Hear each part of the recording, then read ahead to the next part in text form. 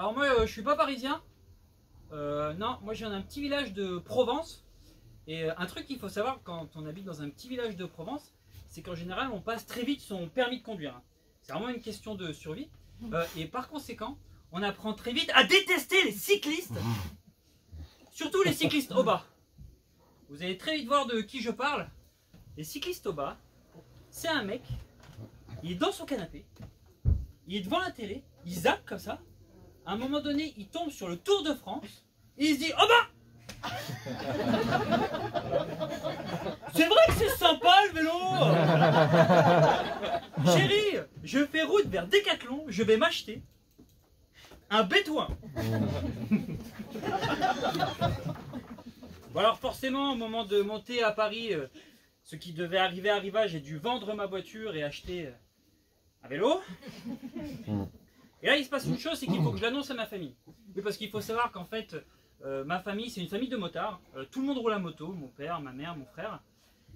Et annoncer à une famille de motards que tu as acheté un vélo,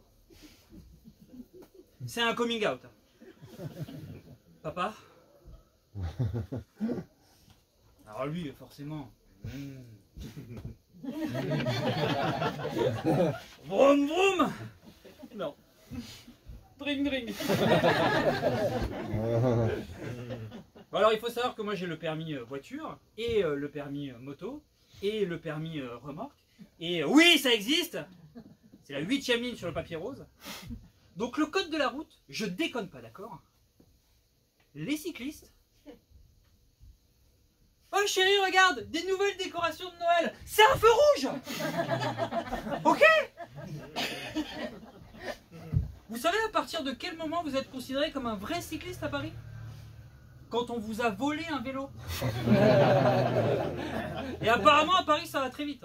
Ah bah t'achètes un vélo, une semaine après on t'en a volé 2.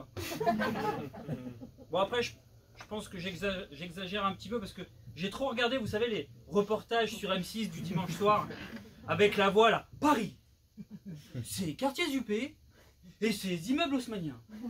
Mais derrière une façade lisse et aseptisée se cache une réalité bien plus obscure. Guidon volé, pédales brisées et fourches dérobées. Bienvenue au cœur de l'enquête des voleurs de bicyclettes. On estime qu'un vélo est volé chaque minute. Un par minute. C'est plus un délit, c'est une discipline olympique. Ça veut dire, enfin, un par minute, ça veut dire qu'entre le début et la fin de mon sketch, au moins 3 personnes se seront fait voler un vélo. Il y en a qui sont venus en vélo par applaudissement. Ça tombe bien, vous êtes 3. Bon, et pour éviter de se faire voler un vélo, on achète un antivol. J'ai acheté le meilleur antivol du marché, d'accord? Le modèle au-dessus, c'était une ancre de bateau. Mon vélo, je l'attache pas, je l'amarre. Le bordel m'a coûté 150 balles. Le truc que j'avais pas anticipé, c'est que c'est un antivol tellement cher qui se fait voler.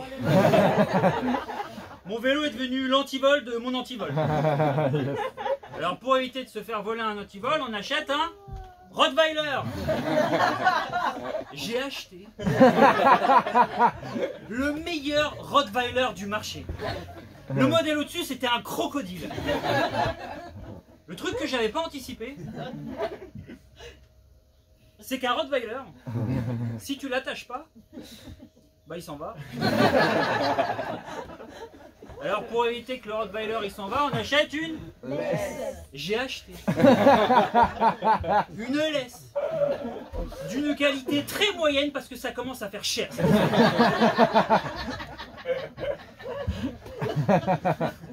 Bon, on a parlé du vélo, on a parlé de l'antivol. Il me reste plus qu'un seul accessoire pour avoir la parfaite panoplie du connard. Suivez le sketch s'il vous plaît. Qu'est-ce que c'est que ce casque de vélo? Franchement, on est plus près d'une passoire avec une jugulaire que d'un accessoire de sécurité.